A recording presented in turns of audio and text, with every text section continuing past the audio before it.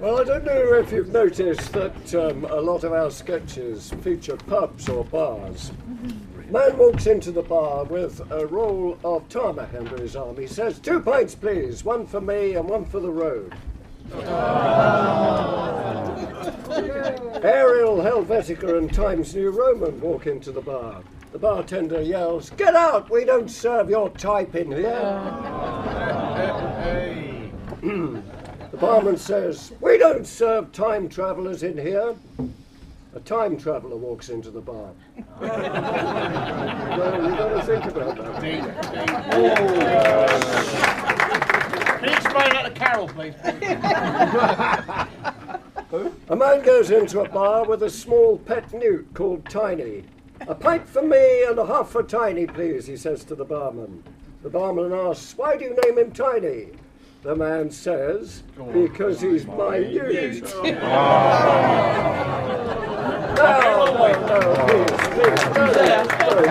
Please.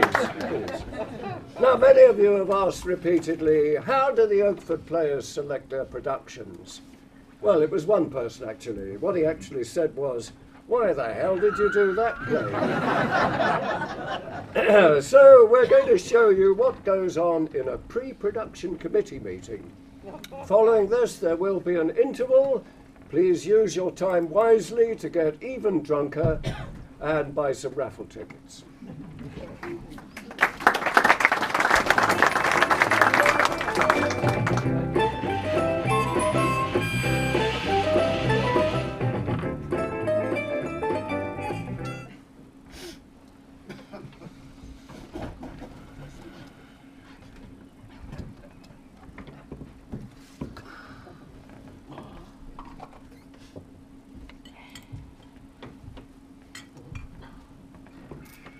Well, I suggest we make a start. Oh, it's not here yet. She said she might not bother this year. Oh, she always says that. She's only after attention, that's all. Yeah, well, we can't wait all night. It's nearly 1:45 now. She's not going to come now. Right. This is the annual general meeting of the... Sorry, I'm late. Oh, Come on, Margaret, we've already started. Is this it? Oh, I'm afraid so. Where's Alan? Alan's broke his leg. And Jane's got us a Tupperware party tonight. Well, what about Peter and Alice? Well, they say they're not going to bother this year. Oh, they always say that. They're only after attention. I suggest we make a start. Well, it's a question of having to, isn't it? I mean, they're not coming. Oh, Okay, to the business in hand. This is the annual general meeting of the Oakford Amateur Dramatic Society. point of order. Yes, Margaret, what is it? We should begin by electing our new chairperson for the year. Well, I was coming to that. It's the first item on my agenda. Yes, but deciding the agenda is the job of the new chairperson, whom we have not yet elected. It is the job of the incumbent chairman to decide on the best way of voting in the new chairman.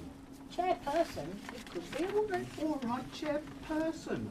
Does it really matter? Oh, absolutely. Well, what happens if the new chairperson disagrees with the manner in which the old chairperson decided on the initial agenda? Then, the first item on that agenda, namely the voting in of the new chairperson, is declared invalid, in which case the new chairperson is no longer the new chairperson and control reverts back to the original chairman. What is this? Yes, the bloody minister. These things are important, Bernard. Look, let's just cut the crap, eh? Right, who wants Gordon for chairman? And who wants Margaret? Right, that's settled then. Can we get on now? Happy now, Margaret? Oh, absolutely. Right. I don't envy your job, Gordon. Okay, item 2, Treasurer's Report. Joyce. Well, I'm afraid we made a loss on our last production. Oh, there's a surprise. Don't interrupt, Bernard. Let's have the details, Joyce. Well, in total we spent £84 and 55 new pence. Did that include my photocopies? Oh, that's everything. Oh. And how much did we take on the door? Well, over the 3 nights, including programme sales and the revenue from Mrs. Marshall's delicious Pt1, which she kindly donated free of charge. Oh, lovely. Oh, yes, Moist they were. I've got the rest Joyce! £37 and 4 new pence. Another blockbuster. In retrospect, I think we went a little overboard on the set. Overboard? You gave me a budget of 28 quid. You didn't have to spend it all. You got any idea of the cost of chipboard these days? All right, it's no good blaming Bernard. It's bigger audiences we need, not smaller sets. Now, I've had some more bad news.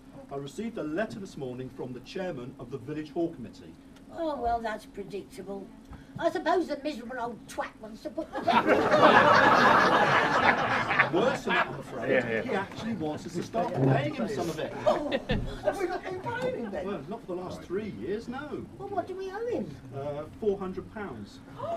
Bloody hell. Exactly, and he wants it paid in full before the end of the season, or we're out. Out! Out. Finished. Where the hell are we going to find £400? That's more than we lose in a whole season. What about the Arts Oh, Council? yes, yes. Well, I tried the Arts Council this afternoon. They weren't very hopeful, I'm afraid. Meaning what?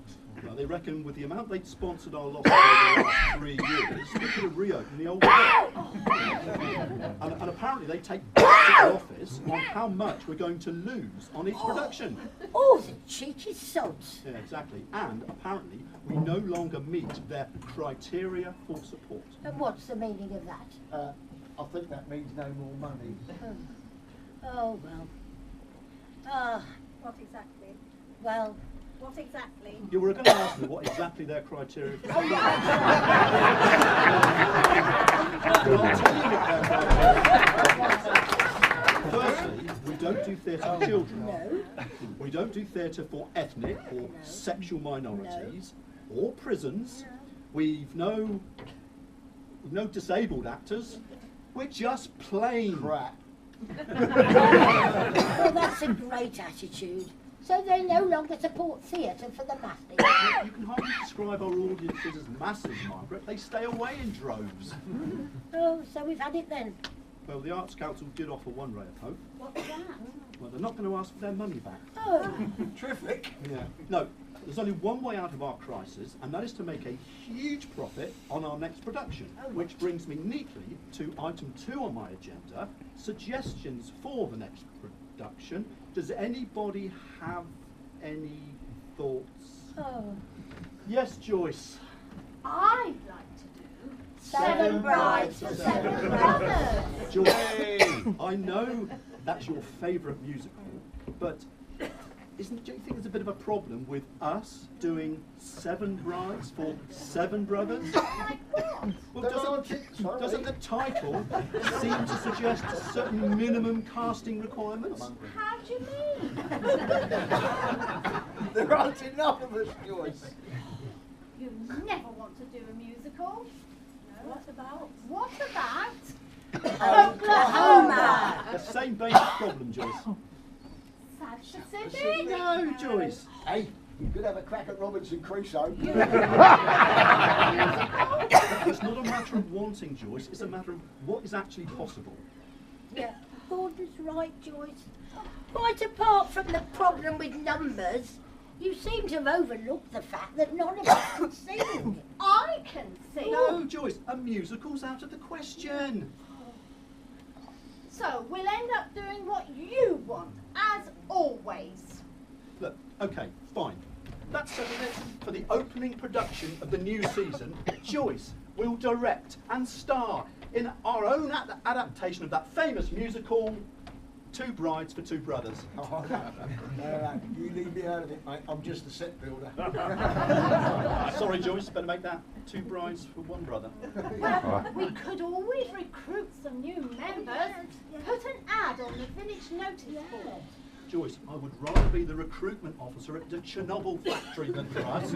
We've tried putting ads on the notice board. We've tried putting ads in the parish magazine and the programmes. Nobody wants to know. They've all seen us perform, for God's sake. All right, you've made Right. your point. Thank you. Now, does anybody else have any good suggestions? What about A nice little farce? We always do a nice little farce, Margaret. But it's what the people want. What people? A highly acclaimed production of Continental Quilt managed to sell 17 tickets over 3 nights. Yeah, and 3 of those were George's husband. When he had to give me a lift home, They all enjoyed it though. Nobody laughed. Just because there weren't any crude outbursts of laughter doesn't mean they didn't find it amusing. They were smiling internally. Says who? Oh, George's husband for one. Hey, and a friend of mine said it's the best thing we've ever done since... Oops! There goes my trousers. More TV pop. It's the only thing we've done since, oops, there go my trousers, more tea vicar. The fact is, we are the laughing stock of the village. Yes, and the only thing they don't laugh at is our comedies. So what do you suggest? We disband? oh no, that would be a terrible shame. Too right. This is the only chance I'll get to escape from the wife all week. Nobody's suggesting that we disband, Margaret. What then? Well, luckily, your chairman has a plan. Ooh, what plan? A production that's going to knock 'em dead and put bums on seats. Ooh, what production? I have written a play. You? But don't sound so surprised. I have written a play, and it's going to be our salvation. Gordon, we've managed to knacker some of the finest plays ever written. What makes you think yours is going to fare any better? Sex. Ooh! All right, then. All right. There's only one thing that sells tickets these days, really sells tickets. Sex. Oh, you're mad. Hold on, let him finish. Oh, it's all right for you. You don't have to build the sets. Don't panic. Nobody's got to do anything embarrassing. We just make them think that you do. Oh, it all sounds very dodgy. No, not at all. The poster for my play will state a simple warning. Adults only. This play contains explicit scenes of nudity, which may shock or offend. You just wash them flock in. Oh, and then what? Give them a nice little farce. Oh. No. You're never going to get away with that. If you let all these people come here thinking they're going to get a flash of Margaret's tits, you're going to You leave my tits out of this. No, there won't. They'll all be far too embarrassed to admit that's why they came. Nobody will say a word. It's cheap and vulgar. Yes. It'll fill the place. Yes. So what's it called, this play of yours? Last Tango in Oakford. Is it a musical? No, Joyce, it's not a musical. Oh, I shall never be able to face the butcher again, you know. He always puts up a poster for me. Don't worry about posters in the butchers. No. All you need to do is leak a little bit of information to Dawn Williams. Williams, that's brilliant. It'll be all over the village in seconds. What do you think, Margaret? Well, what's it about? Ah, Yes. well, that's the real masterstroke. Yes. It's about the butcher. The butcher? And the baker and the candlestick maker, the parish council and Dawn Williams. You're not making any sense, Gordon. It's about Oakford. I've loosely based all the characters on people in the village. How loosely? Well, medium loose. Loose-ish. We're quite tight, actually. Oh, good grief. Hey, the sordid revelations of an apparently respectable village. We'll be lynched. No, we won't. To lynch us, they'll have to recognise themselves in the play. They won't dare do that. What do you think? It's madness. Joyce. Can't you just put one song in it? Joyce, say yes, and I'll write you a song. Oh, yes. Oh, Bernard. Well, I think we still need a flash of Margaret's tits. I think she'll to lob her tits out. Margaret's not lobbing anything out, thank you very much. What sort of set can we build for, say, £200? 200 quid? Well, we can afford it on this one. Oh, I tell you what, for 200 quid, mate, you can have real hydraulics and a real brick wall. There you go. Now you can see the potential. Absolutely. Margaret, I need your support. So we'll see if she gets them tits out. Need real hydraulics. Margaret, Give him an airing. Someone put a stage weight on that man's head. Ignore him, Margaret. It's me who's asking you. You realise it'll be the end of our society. Well, we're almost finished anyway. What do you want to do? Go out with a whimper or an almighty bang? Do I get the lead? Of course. And no flashing of tits. No. Unless I think it's absolutely essential.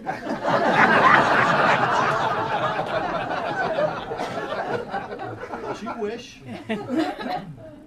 I'll think it over. I understand, Margaret.